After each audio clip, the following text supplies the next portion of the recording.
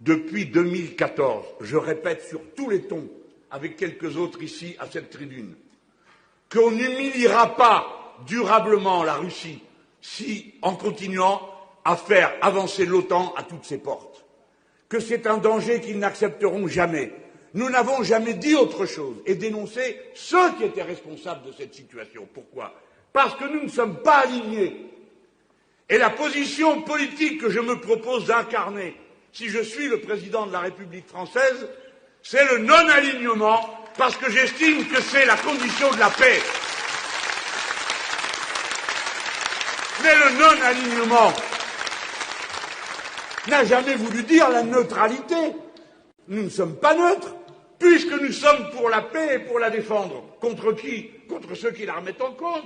Qui c'est? Qui que ce soit. Voilà le raisonnement qui m'anime et qui guiderait la politique étrangère que nous mènerions.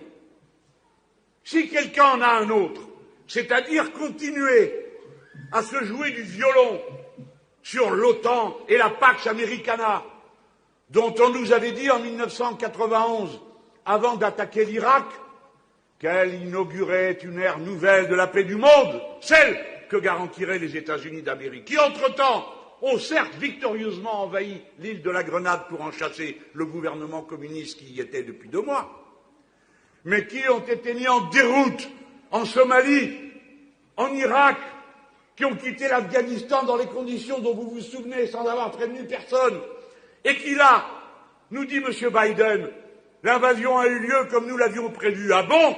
Alors si vous l'aviez prévu, pourquoi n'avez-vous rien prévu pour le jour d'après? Et pourquoi les dirigeants français, qui nécessairement sont les meilleurs amis du monde avec les Américains, est-ce que le président des États-Unis n'époussette pas lui-même les pellicules sur les épaules de M. Macron? Le président des États-Unis n'époussette pas lui-même les pellicules sur les épaules de M. Macron? Ne le reçoit-il pas de manière si tendre et amandine? Alors